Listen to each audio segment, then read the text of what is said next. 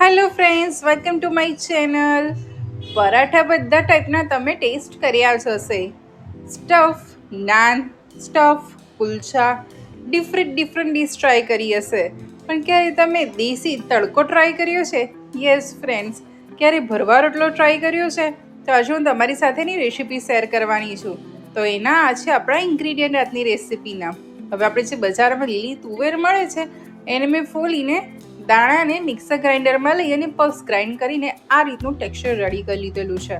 હવે તેલ સરસ ગરમ થાય એટલે એમાં થોડું જીરું એડ કરી લીધું, લસણની પેસ્ટ એડ કરી લીધી છે, લીલા મરચાંની પેસ્ટ એડ કરી અને હવે મેં પેસ્ટને સરસ એવી 1-2 મિનિટ સાંતળી લીધી છે.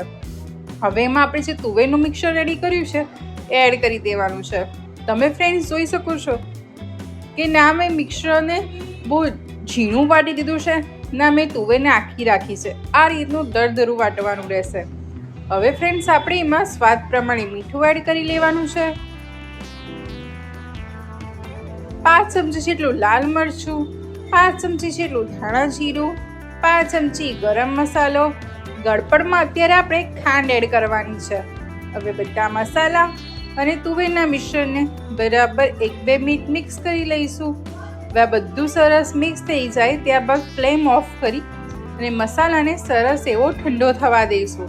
ફ્રેન્ડ્સ, તમે જોઈ શકો છો કે સૂકું લસણ એડ કર્યું છે, એની જગ્યાએ સિઝન હતા લીલા લસણની બી છે, તો તમે લીલું લસણ બી એડ કરી શકો છો. અત્યારે આમાં સરસ એવા તુવેરની સાથે વટાણાનું બી સ્ટફિંગ લઈ શકો છો, લીલી ડુંગળી બી એડ કરી શકો છો આમાં. તો ડિફરન્ટ ટાઈપનું તમે સ્ટફિંગ આ મિશ્રણમાં એડ કરીને તમે બનાવી શકો છો. હવે આપણે આ મિશ્રણ સરસ એવું ઠંડુ થઈ જવા દેવાનું છે. સરસ એવું ઠંડુ થઈ જાય હવે આપણે એના ઉપર થોડા ઝીણા સમાયેલા લીલા ધાણા એડ કરીશું.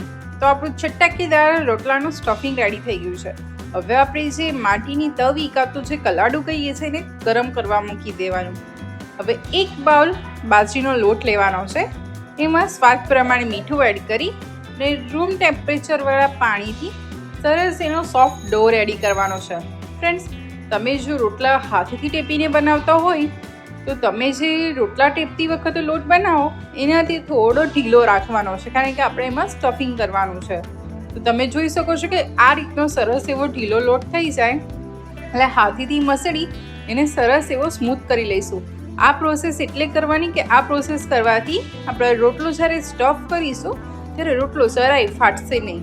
તો આ સ્ટેપ કમ્પલસરી 3 થી 4 મિનિટ સુધી આપણે ફ્રેન્ડ્સ કરવાની છે.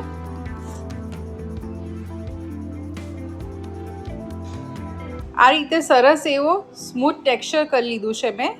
એમાંથી આ રીતનો મોટો પાર્ટ લઈ અને એને લુવો બનાવી દઉં છું.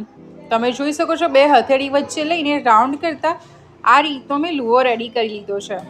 હવે આપણે હાથેથી થોડું ટીપી લઈશું અને ટીપીને મીડિયમ સાઇઝનો રોટલો રેડી કરી લઈશું.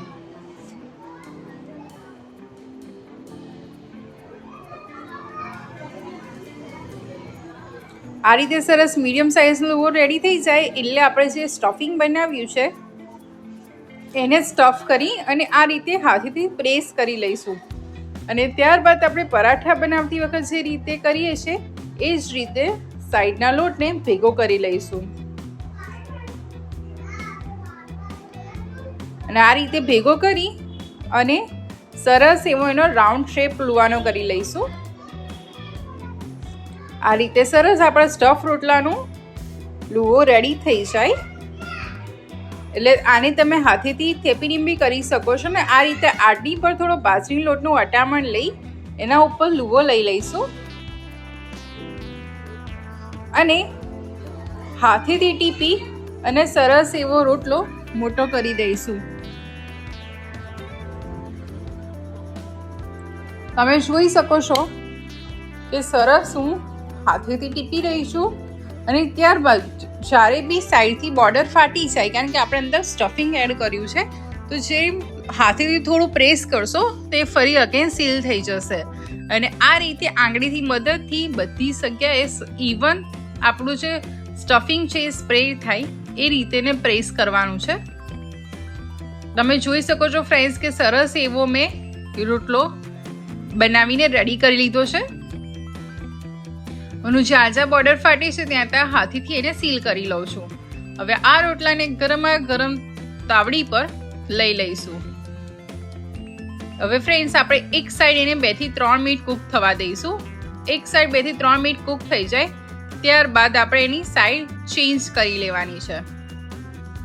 અને સાઈડ ચેન્જ કરીને બી એ બાદ સાઈડ 3 થી 4 મિનિટ નીચેની સાઈડ સરસ ક્રિસ્પી થાય ત્યાં સુધી એને કૂક થવા દઈશું.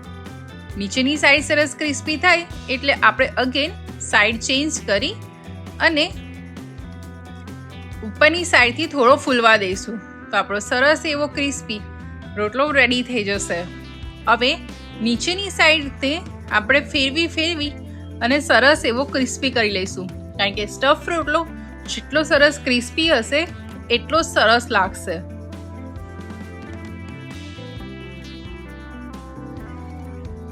ફ્રેન્ડ્સ, તમે જોઈ શકો છો કે હું બધી સાઈડથી થોડી વાર આ રીતે રોટલો સાઈડ કરી અને ક્રિસ્પી કરી લઉં છું. તો ફ્રેન્ડ્સ, આપણો બધી સાઈડથી સરસ ક્રિસ્પી બી થઈ ગયો છે, ઉપરનો લેયર સરસ ફૂલી બી ગયું છે અને ગરમા ગરમ સ્ટફ રોટલો બનીને રેડી બી થઈ ગયો છે. હું એને કટ કરીને બતાવી દઉં તો અત્યારે હું હાલ 4 પીસમાં કટ કરી રહી છું. તમે ચાહો તો 6 પીસમાં બી કટ કરી શકો છો અને કટ કર્યા વગર બી એન્જોય કરી શકો છો.